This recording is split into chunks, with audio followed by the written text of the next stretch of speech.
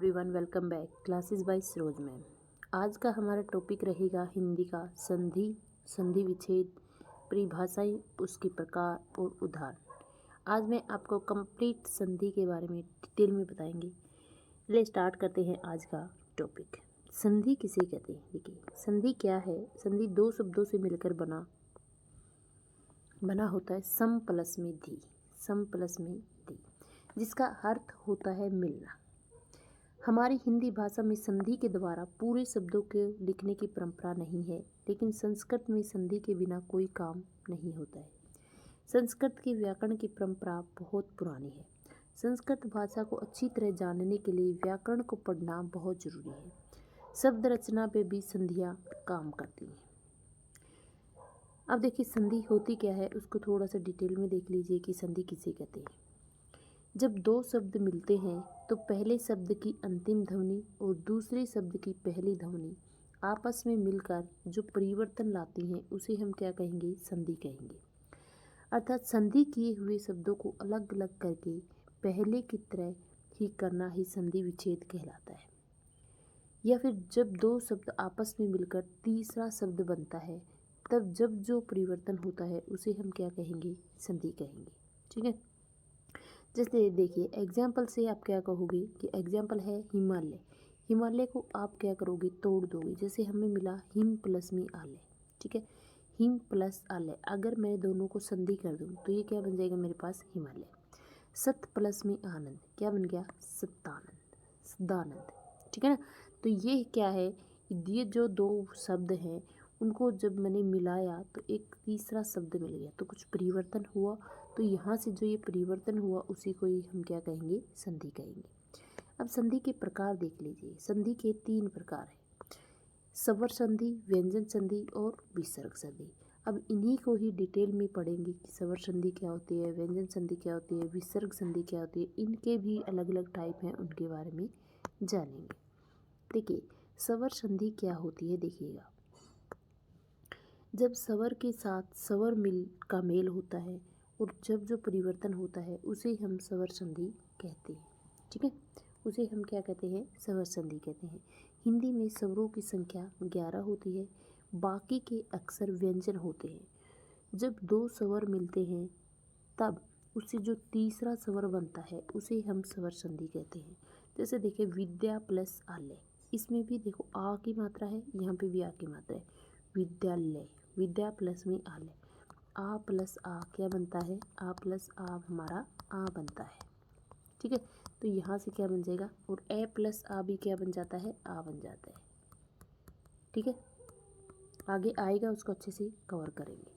स्वर संधि कितने प्रकार की होती है? 5 प्रकार की होती है। इनको देखिए, स्वर संधि 5 प्रकार की: दीर्घ संधि, गुण संधि, वृद्धि संधि, यण संधि और अयादि संधि। दीर्घ संधि क्या होती है देखिएगा, पहले इनको याद रखिए कौन सी हैं। दीर्घ संधि, गुण संधि, वृद्धि संधि, यण संधि और अयादि संधि। बहुत ही इजी है, बिल्कुल इनको ट्रिक के साथ मैं बता दूंगी कि इनमें कौन सी संधि यूज होती है।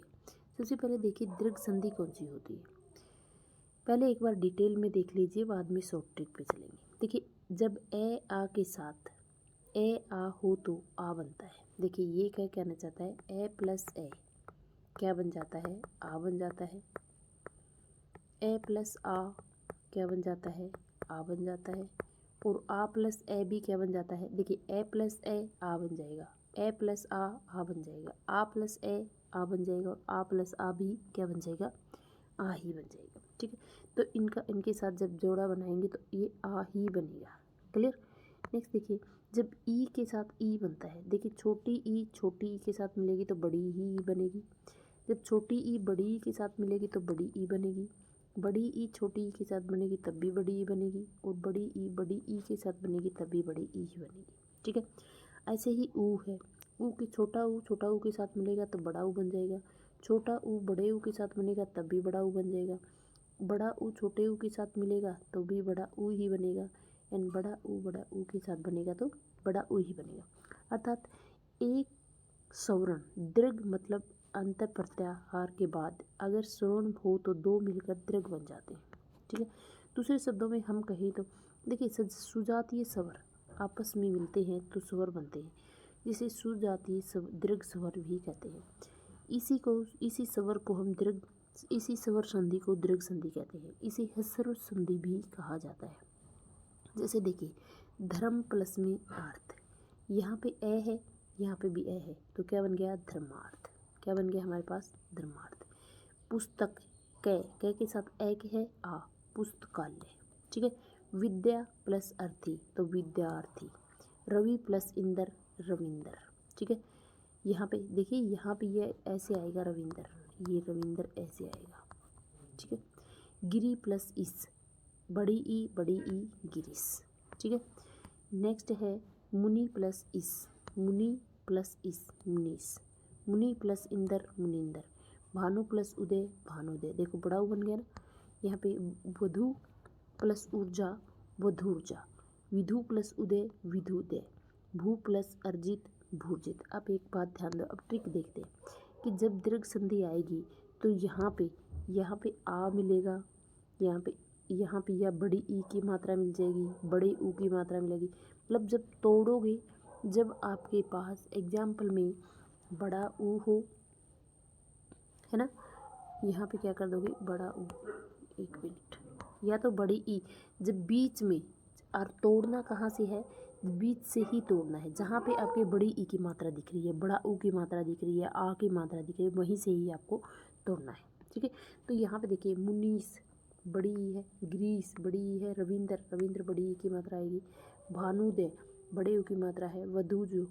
वधूर्जा बड़े ऊ की मात्रा है। वधुदय बड़े ऊ की मात्रा है। तो ये सारी की सारी किसमें आ जाएगी? ये भू अर्जित, इसमें भी क्या आएगी? बड़े ऊ की मात्रा आ जाएगी। यहाँ पे भी क्या आ जाएगी? बड़े ऊ की मात्रा आ जाएगी। जब आप इसको जोड़ोगे तो हमेशा बड़े ऊ की मात्रा आएगी। क्लियर?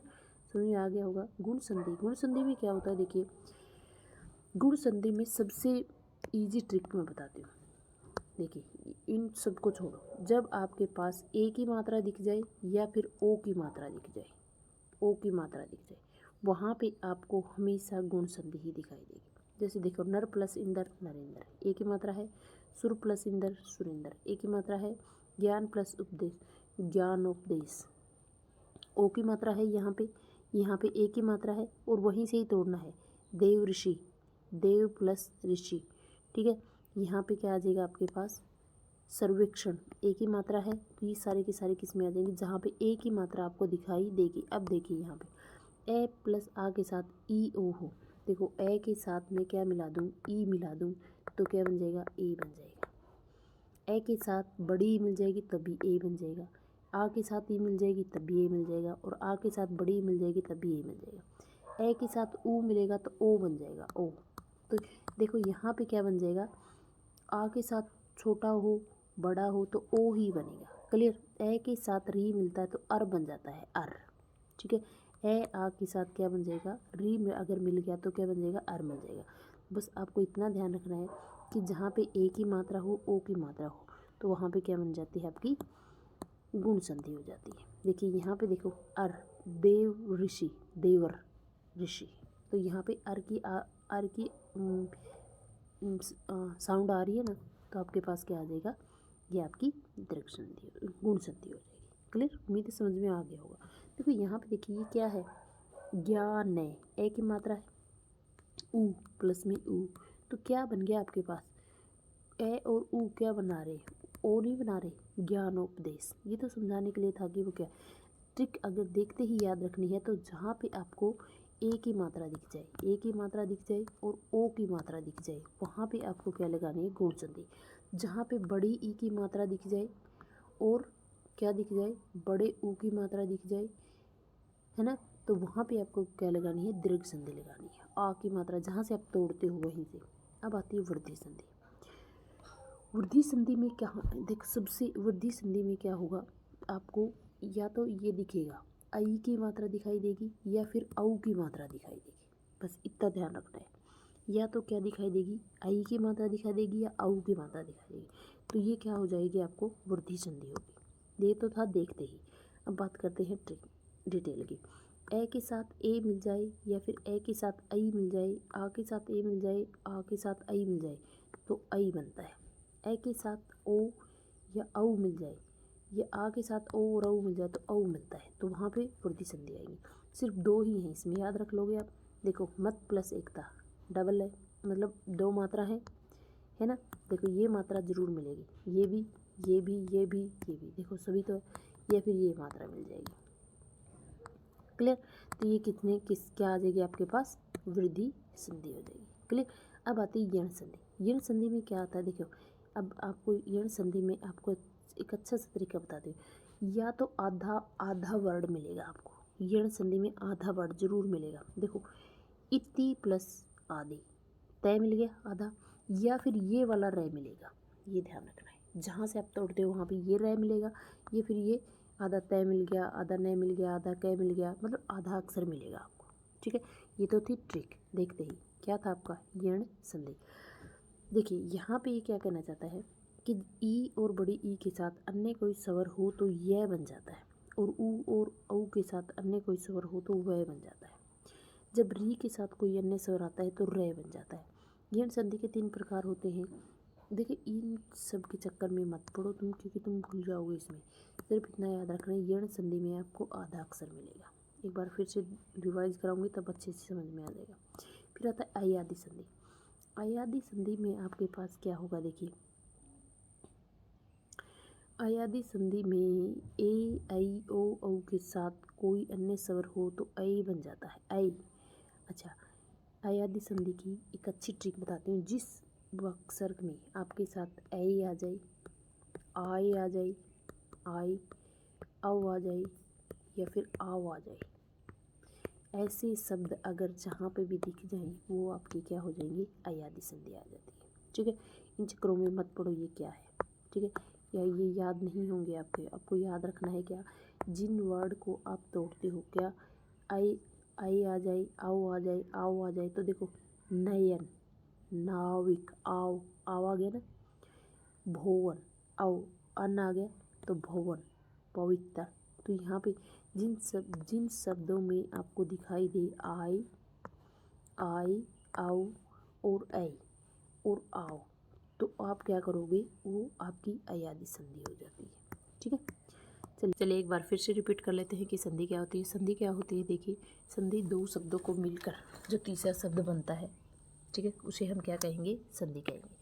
संधि आज हमने की है सवर संधि। संधि के प्रकार कितने हैं, संधि के प्रकार है आपके पास 3 प्रकार की संधि है, सवर संधि, व्यंजन संधि और विसर्ग संधि। आज हमने की है सवर संधि। सवर संधि में क्या क्या आता है, देखिए दीर्घ संधि, गुण संधि, वृद्धि संधि, यण संधि, अयादि संधि। दीर्घ संधि क्या थी, जहाँ पे आ की मात्रा हो बीच में बता रही हूँ, बड़ी ई की मात्रा हो, बड़े ऊ की मात्रा हो, तो ये सब किस में आ जाएंगे, दीर्घ संधि में। तीसरा था आपके पास गुण संधि, जहाँ पे ए की मात्रा हो और ओ की मात्रा हो, ठीक है, वहाँ पे क्या आ जाएगा, गुण संधि। तीसरा है वृद्धि संधि, जहाँ पे आई और औ की मात्रा दिखाई दे, वहाँ वृद्धि संधि। यण संधि क्या बताया था मैंने कि यण संधि में आधी मात्रा मिलेगी। देखो जहाँ पे त्रय का स्वर हो, आधा तय हो, आधा रय हो, तो वो सारे के सारे किस में आ जाएंगे, यण संधि में आ जाएंगे। ठीक है, अब आता है अयादि। अयादि संधि में क्या मिल जाए आपको, आई मिल जाए, औ मिल जाए, आओ मिल जाए, तो ये सारे के सारे किस में आ जाएंगे, अयादि संधि में। चलिए मिलते हैं नेक्स्ट क्लास में, उसी में करेंगे हम व्यंजन संधि क्या होती है, क्योंकि संधि हमारा बहुत बड़ा टॉपिक है। इस टॉपिक को कवर करने के लिए कंप्लीट संधि को 3 पार्ट में बांटेंगे, तभी आपको कवर होगा। ठीक है, मिलते हैं नेक्स्ट क्लास में, तब तक के लिए अपना और अपनों का ख्याल रखें। Thank you, have a nice day, God bless you.